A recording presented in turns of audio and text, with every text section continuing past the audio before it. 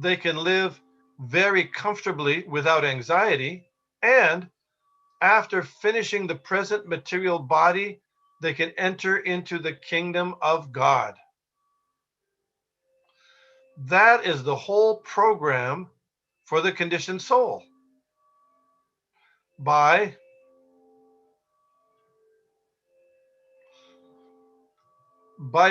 performance of yajna, the conditioned souls gradually become Krishna conscious and become godly in all respects.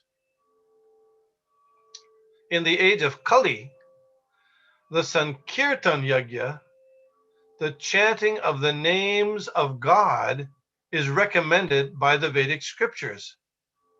And this transcendental system was introduced by Lord Chaitanya for the deliverance of all men in this age. Sankirtan Yajna and Krishna consciousness go well together. Lord Krishna, in his devotional form as Lord Chaitanya, is mentioned in the Srimad Bhagavatam, 11th canto, 5th chapter, 32nd verse, as follows, with special reference to the Sankirtan Yajna. Krishna Varnam Twish Akrishnam Sangopangashtra Parshadam Jagyai Sankirtana Prayar Yajantihi Sumedhasa. In this age of Kali, people who are endowed with sufficient intelligence will worship the Lord, who is accompanied by his associates, by performance of Sankirtan Yajna. Other yajnas prescribed in the Vedic literatures are not easy to perform in this age of Kali. But the Sankirtan Yajna is easy and sublime for all purposes, as recommended in the Bhagavad Gita also, 9th chapter, 14th verse. Text 11. Devan bhavayatanena te deva bhavayantuva parasparam bhavayanta shreya param avapsyata. Translation. The demigods, being pleased by sacrifices, will also please you, and thus, by cooperation between men and demigods, prosperity will reign for all. Purport. The demigods are empowered administrators of material affairs. The supply of air, light, water, and all other benedictions for maintaining the body and soul of every living entity is entrusted to the demigods, who are innumerable assistants in different parts of the body of the Supreme Personality of Godhead. Their pleasures and displeasures are dependent on the performance of yajnas by the human being.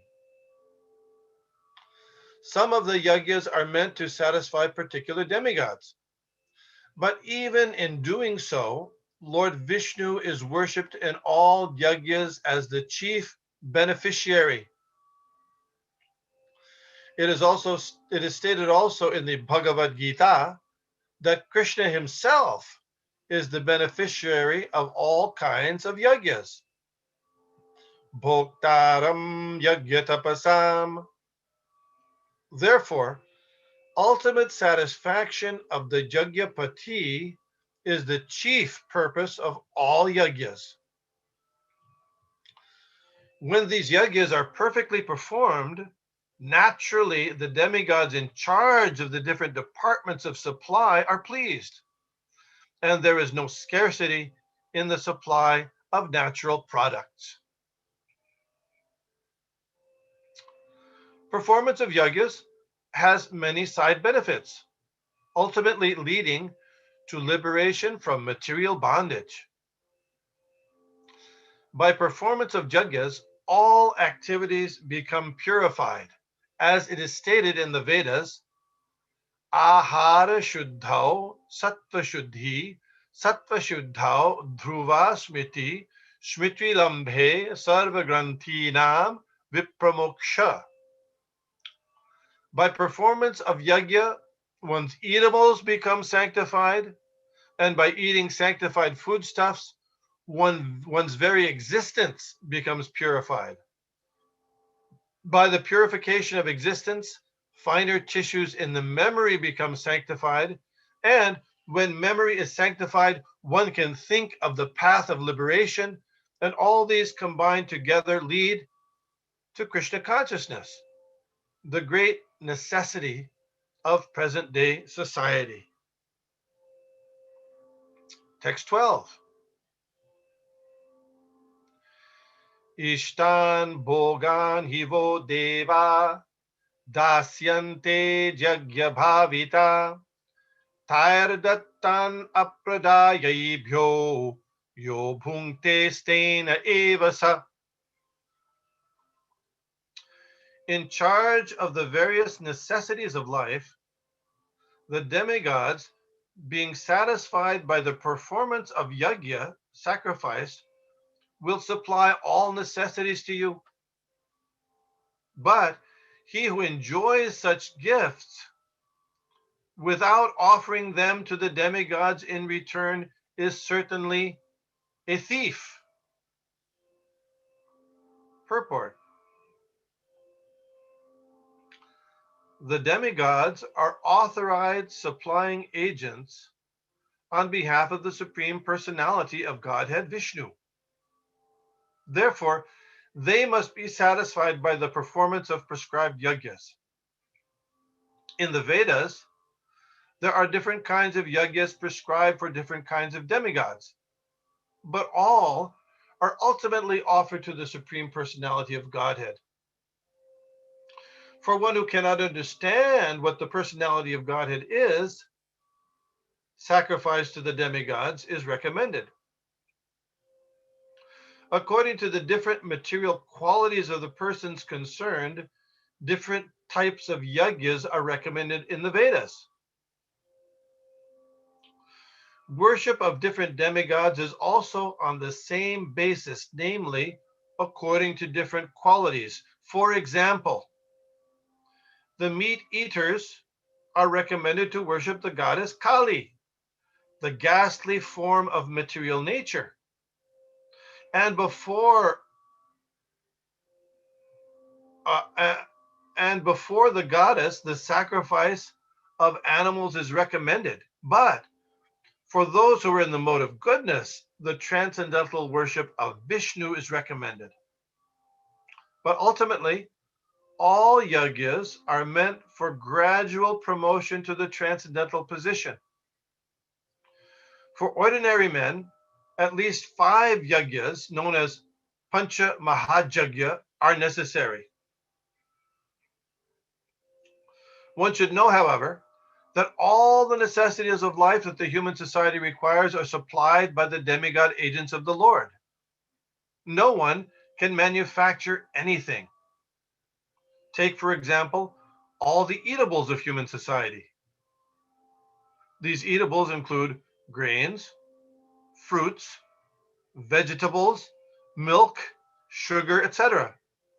For the persons in the mode of goodness, and also edibles for the non-vegetarians like meats, none of which can be manufactured by man.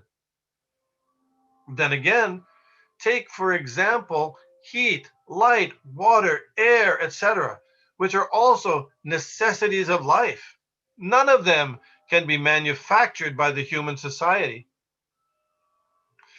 Without the Supreme Lord, there can be no profuse sunlight, moonlight, rainfall, breeze, etc., without which no one can live. Obviously, our life is dependent on supplies from the Lord. Even for our manufacturing enterprises, we require so many raw materials like metal, sulfur, mercury, manganese, and so many essentials, all of which are supplied by the agents of the Lord. with the purpose that we should make proper use of them to keep ourselves fit and healthy for the purpose of self-realization, leading to the ultimate goal of life, namely liberation from the material struggle for existence. This aim of life is attained by performance of yajnas. If we forget the purpose of human life and simply take supplies from the agents of the Lord for sense gratification and become more and more entangled in material existence, which is not the purpose of creation, certainly we become thieves. And therefore, we are punished by the laws of material nature. The society of thieves can never be happy because they have no aim in life. The gross materialist thieves have no ultimate goal of life. They are simply directed to sense gratification, nor do they have knowledge of how to perform yajnas. Lord Chaitanya, however, inaugurated the easiest performance of yajna, namely the Sankirtan yajna, which can be performed by anyone in the world who accepts the principles of Krishna consciousness. Text 13. Yagyashishtasina santo muchyante sarvakilbishai bhunjate te tvagam papa ye pachantyatmakaranat. The devotees of the Lord are released from all kinds of sins because they eat food which is offered first for sacrifice. Others who prepare food for personal sense enjoyment verily eat only sin. Purport.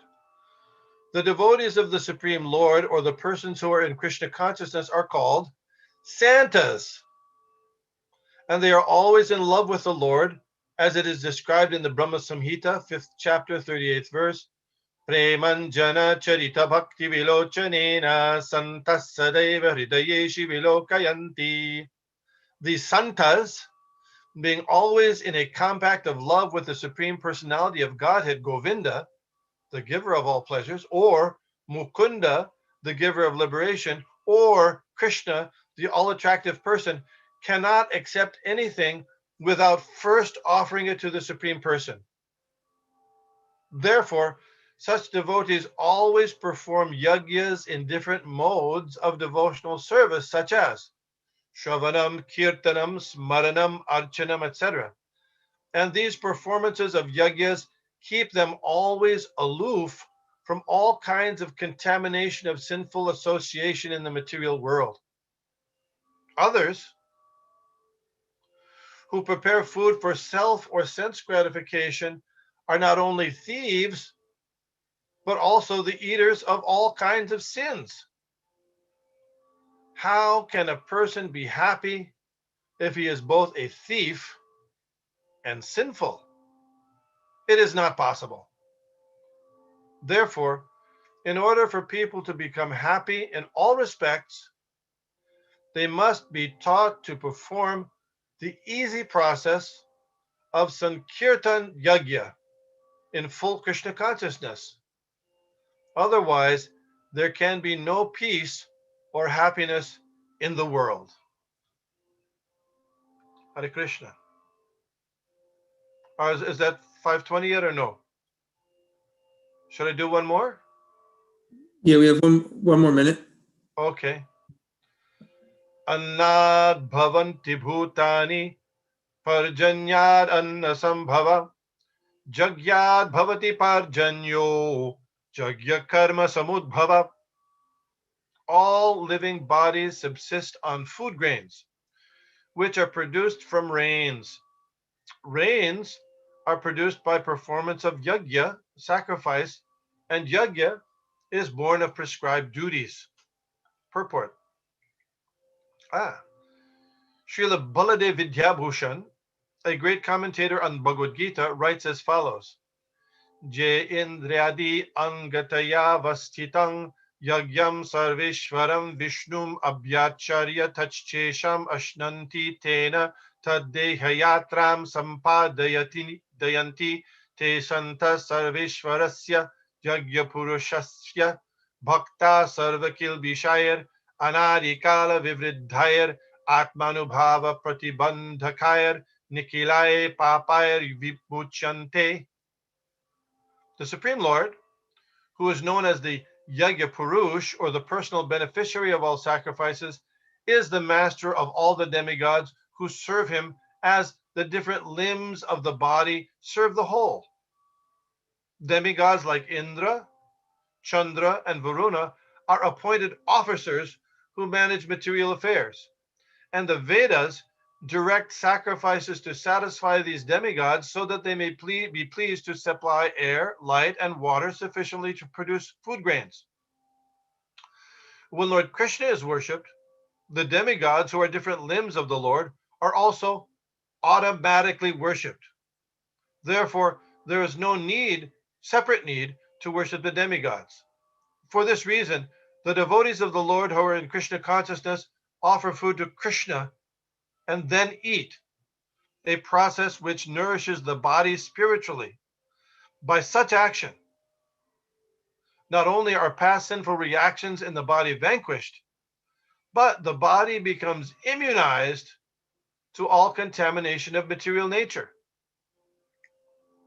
When there is an epidemic disease, an antiseptic vaccine protects a person from the attack of such an epidemic. Similarly, food offered to Lord Vishnu and then taken by us makes us sufficiently resistant to material affection. And one who is accustomed to this practice is called a devotee of the Lord. Therefore, a person in Krishna consciousness who eats only food offered to Krishna can counteract all reactions of past material infections, which are impediments to the progress of self-realization. On the other hand, one who does not do so continues to increase the volume of sinful action, and this prepares the next body to resemble hogs and dogs, to suffer the resultant actions of all sins. The material world is full of contaminations, and one who is immunized by accepting prasadam of the Lord, food offered to Vishnu, is saved from the attack, whereas one who does not do so becomes subjected to contamination. Food grades or vegetables are factually eatables. The human being eats different kinds of food grains, vegetables, fruits, etc., and the animals eat the refuse of the food grains and vegetables, grass, plants, etc. Human beings who are accustomed to eating meat and flesh must also depend on the production of vegetation in order to eat the animals. Therefore, ultimately, we have to depend on the production of the field and not on the production of big factories. The field production is due to sufficient rain from the sky, and such rains are controlled by demigods like Indra, sun, moon, etc., and they are all servants of the Lord. The Lord can be satisfied by sacrifices. Therefore, one who cannot perform them will find himself in scarcity. That is the law of nature. Yajna, specifically the Sankirtan Yajna, prescribed for this age, must therefore be performed to save us at least from scarcity of food supply. Hare Krishna. Questions, comments, etc.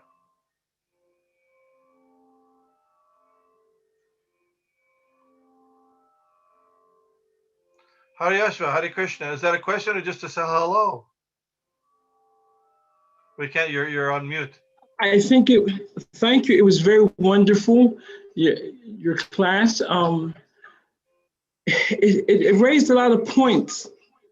I guess the last point, I'll start at that one. The last point was that, the prescribed duties, Yajna is born of prescribed duties. And you kind of get it why Krishna was telling Arjuna to do his duty. On one hand, that's there. And on the other side, you were explaining the benefit that comes from the different demigods. But the real Yajna is the Sankirtan Yajna. Um, I just think it was so nice the way Krishna was making his own point. Maybe you can elaborate on why it appears important in certain cultures that we worship the demigods and we can get things, but how the Sankirtan Yajna is really what's meant for us for this time, for this age. And, anyway, you can explain so much nicer. Well, I thought it was explained pretty well in the purports. I mean, we're reading in the Chaitanya Charitamrita that Lord Chaitanya was ordered by his spiritual master to, he couldn't understand all these Vedic literatures, although he was a great Pandit, but to perform Sankirtan in association with the devotees, because by so doing, all good things would come. Man, he would be Krishna conscious and spread Krishna consciousness, a flood of Krishna consciousness around the world. So, in Kali Yuga, this particular age, in the beginning of Srimad Bhagavatam, which you know the verse, it goes, Prayenalpa ayushak shabya kalavasmin yuge jana manda sumanda matayo manda bhagya hupurutaha. That means we in Kali Yuga, we have short lives. So if describe that if we do these sacrifices, you might do the sacrifices. Ultimately, those sacrifices to demigods are meant to come ultimately to understand that the important sacrifices to Vishnu. But we don't have that much time to get to that point. No, you're not going to do that. Alpa ayusha, short lives. Manda means we're dull. I'm dull. We're dull. I'm dull. Sumanda matayo. We've got bad leaders. Yeah, bad leaders. Sumanda, misled. We're misguided all the time. Manda bhagya, we're unlucky. Huberta, and always agitated in the mind. Always agitated. To get distracted so easily. So in this condition, better to go right to the most important yajna of all, the chanting of the holy names, which Srila Prabhupada mentioned there in the 9th chapter of Bhagavad Gita. He was referring to the nature of a person who is under the protection of Krishna is satatam kirtayanto mam. They're always chanting my glories. Chatatam kirtayantascha dridhavita namashantascha mam bhaktya. And we were reading this morning, there was a Professor Stahl who said, well, I don't know if you said, why do you say chant? Why do you say chant when you say satatam kir? Why do you say kirtan? Kirtan can be talking about, singing about, discussing. And Prabhupada said, yes, all those things. We like all those things. But who is it about? About Krishna. That's the point. Tatatam kirtyanto mam. So these Krishna is heading us off at the pass. If you don't get splayed out too much. Don't get splayed out. But focus on this one most important yajna, the chanting, the congregational chanting of the holy names of the Lord, especially the Hare Krishna Mahamantra, which we're having a tough time now in the COVID-19 pandemic to do. So, but we're carrying on, and hopefully very shortly we'll be able to have more congregational chanting here and in all different parts of Philadelphia, in Pennsylvania, South Street, Mount Airy, every place. Thank you. Really nice. Krishna. We have a minute left. Maybe we can do a quick question, our last question. Mother Renika? Hare Krishna. Thank you, Prabhuji. Thank you about the concept of explaining the rains, the crops, and the food, and the people eat, and all that stuff. But in this day and age, there is this concept of artificial rain, cloud seeding. So how does the concept of artificial rain and cloud seeding fit into the context of Bhagavad Gita? Unless there's a cloud, they can't seed it. Without a cloud, there will be no seed. Without a cloud, there's no seeding. So first there has to be cloud. And where does the cloud come from? There has to be water and sun. Krishna is not, without a sun to evaporate the water, there's going to be no cloud. So to have the seeding, my understanding of cloud seeding is you got a cloud and you want it to rain. So they put some stuff, chemicals inside the cloud to trigger it for raining, but they don't create the cloud. They don't create the water vapor. That's all done by the sun, and the moisture is already there. The water is already there on the earth. I could be wrong. I'm not an expert on cloud seeding, but still, the water's got to be there. Who supplied the water? If the sky is clear, you can't see it in any clouds, I'm afraid.